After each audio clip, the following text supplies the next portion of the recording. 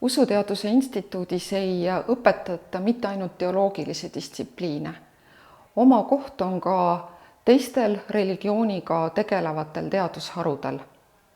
Üheks selliseks on religioonisotsioloogia. Mis on religioonisotsioloogia ja miks me peame seda oluliseks oma üliõpilastele õpetada? Religioonisotsioloogia on sotsioloogia haru, mis vaatleb religiooni kui ühiskondlikku nähtust. Näiteks uuritakse selle teadusdistsipliini raames religioosseid uskumusi, tavasid, religiooni organiseeritud ja mitteorganiseeritud vorme, kasutades selleks sotsioloogia lähenemisviise ja meetodeid. Religioonisotsioloogia uurimisala on lai, ulatudes suurte tsivilisatsioonide omavahelistest suhetest, inimeste igapäevapraktikate ja elustiilideni. Näiteks uuritakse, kuidas religioon inimeste igapäevaelu mõjutab ja kuidas inimesed käituvad usulises kontekstis. Religioonisotsioloogial on nii-öelda kaks poolust, teooria ja empiiria ehk uuringute pool.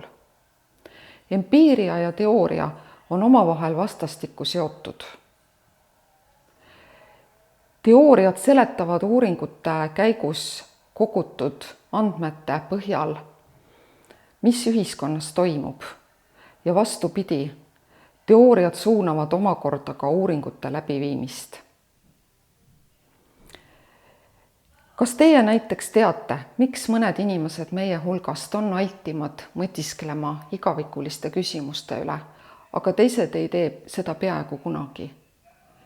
Miks Eesti usuline maastik on niivõrd kirju ja mitmekesine ja millised usuliikumised ja konfessioonid seal tegutsevad?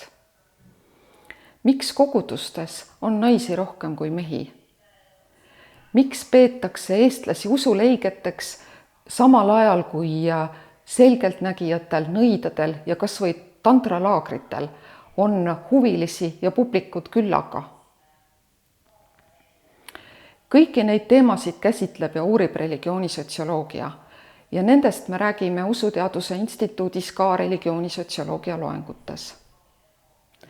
Kui sinu tulevikuplaanid on seotud koguduse tööga või sa soovid isegi kunagi näiteks vaimulikuks õppida, siis aitab religioonisotsioloogia mõista seda konteksti, milles sa tööle asud.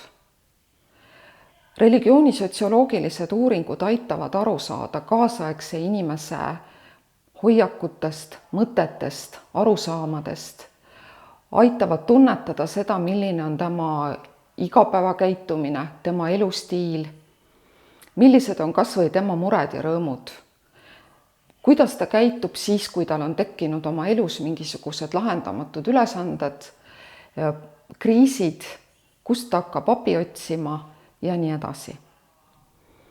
See aitab mõista ka seda, mis üldse inimesi kirikusse toob ja kuidas rääkida kaasaegsele inimesele kristlusest sellisel viisil, mis talle mõistetav ja kõnetav tundub.